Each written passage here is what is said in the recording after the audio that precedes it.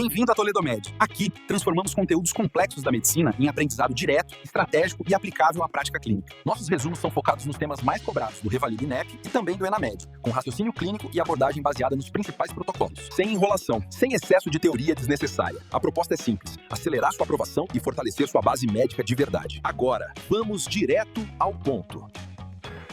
Hoje, na revisão estratégica da Toledo Med, a gente vai dissecar um dos temas que mais separa quem está realmente preparado daquela galera que só ficou lendo resuminho. Vamos falar sobre a síndrome do intestino irritável. E a ideia aqui não é fazer leitura de slide, não. Nós vamos construir aquele raciocínio clínico de alta performance, aquele que não só garante o gabarito no Revalida e no ENAMED, mas que também muda completamente a conduta dentro do consultório. Para ter uma noção real do peso desse assunto, estamos falando de uma condição que afeta basicamente 10% da população mundial. É muita gente e tem uma predileção fortíssima por mulheres ali na faixa dos 30 aos 50 anos. E adivinha?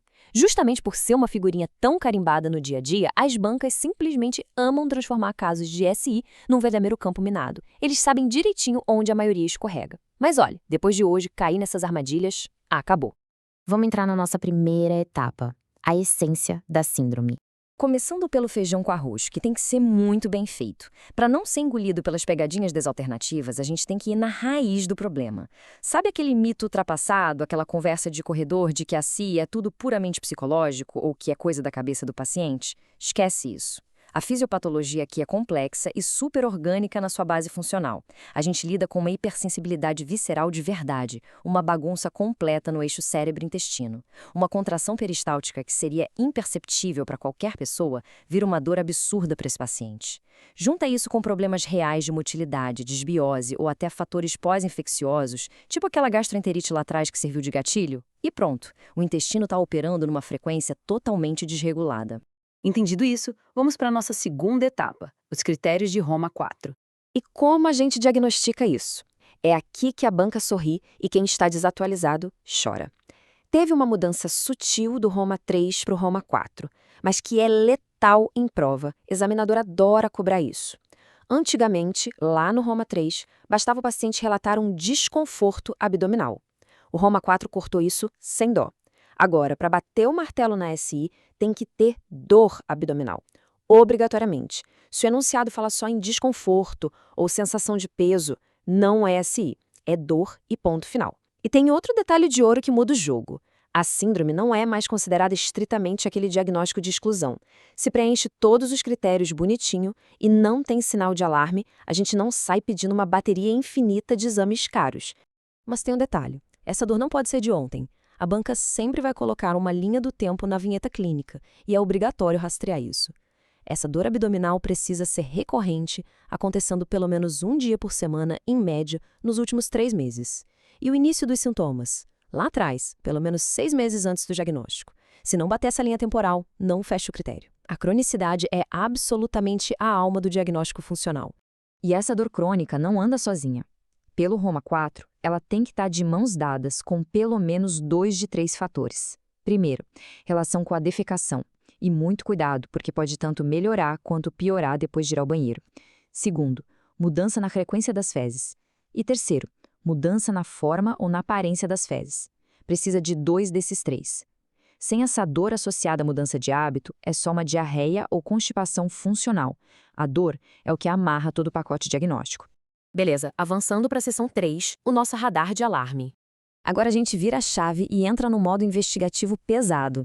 É aqui que o examinador tenta induzir ao erro fatal. A pergunta de $1 milhão que deve guiar o raciocínio na prova é: quando é que a gente liga a sirene e afasta a origem funcional, pensando num câncer coloretal ou numa doença inflamatória intestinal?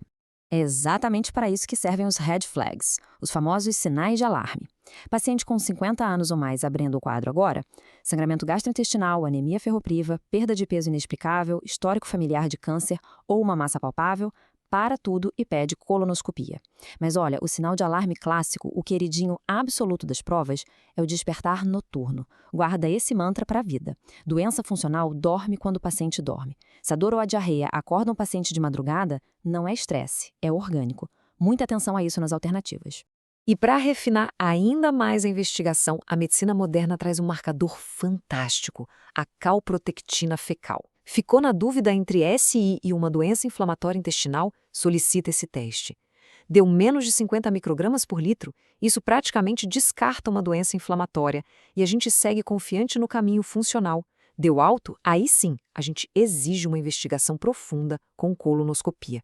É o tipo de detalhe fino que coloca o candidato na elite da pontuação. Fechando o diagnóstico e afastando o perigo, entramos na seção 4, nosso arsenal terapêutico direcionado. Não é sobre decorar a bula de remédio, pessoal. A estratégia é muito mais inteligente. O primeiro passo nunca é medicamentoso. O padrão ouro, tanto na hora de marcar o X na questão quanto lá no consultório, é a dieta Low FODMAP. Mas não adianta só saber a sílaga. Tem que entender que FODMAP são basicamente carboidratos altamente fermentáveis pelas bactérias do intestino. Eles geram gás, distendem, causam dor e diarreia, porque ativam justamente aquela hipersensibilidade que a gente discutiu no começo. Tirar esses gatilhos da jogada é a pedra angular do tratamento. Mas quando a dieta sozinha não dá conta, a gente entra com a farmacologia. E olha a elegância desse raciocínio clínico. Para dor e cólica pura, antiespasmódicos, claro. Mas se a dor é forte e o paciente tem predomínio de diarreia, a gente entra com um antidepressivo tricíclico tipo a amitriptilina. Sabe por quê? Porque um dos efeitos colaterais dos tricíclicos é justamente causar constipação. A gente trata a dor, atua como neuromodulador e, de quebra, segura o intestino. É matar 2 coelhos com uma cajadada só. E se o predomínio for constipação? Aí usamos os inibidores seletivos de recaptação de serotonina, como a sertralina, que tendem a soltar o intestino. O efeito colateral vira nosso melhor aliado. E aqui mora uma armadilha clássica que derruba muita gente boa em prova de residência. Nunca, em hipótese alguma, prescrevam antiespasmódicos para um paciente com SI de padrão constipado. Na pressão da prova, a palavra cólica chama atenção e a alternativa do antiespasmódico pisca em neon, parecendo óbvia.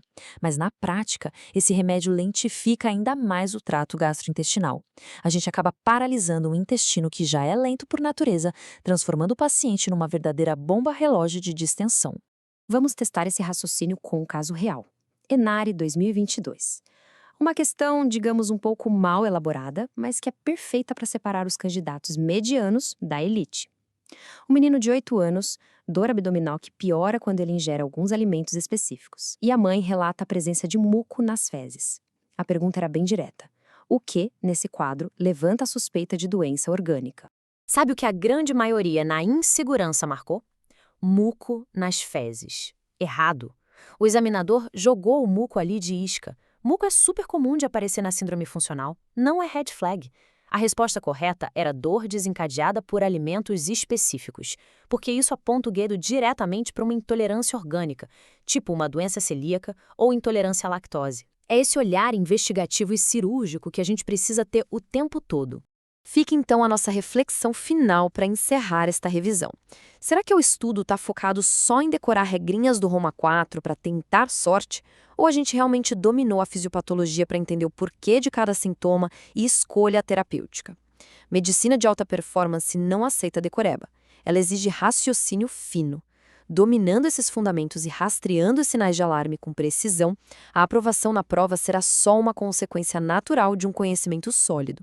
Um excelente estudo a todos e nos vemos no próximo caso. Se esse resumo te ajudou, já segue a Toledomed no Instagram ou Google Toledomed Score. Lá você encontra conteúdos diários e estratégias para o Revalida INEP e Enamed. Também conheça o nosso curso extensivo. As músicas, materiais complementares e todos os links citados estão aqui na descrição do vídeo. E claro, não esquece de deixar o like e aquele comentário maroto para fortalecer a comunidade médica que mais cresce no Brasil. Nos vemos na próxima aula.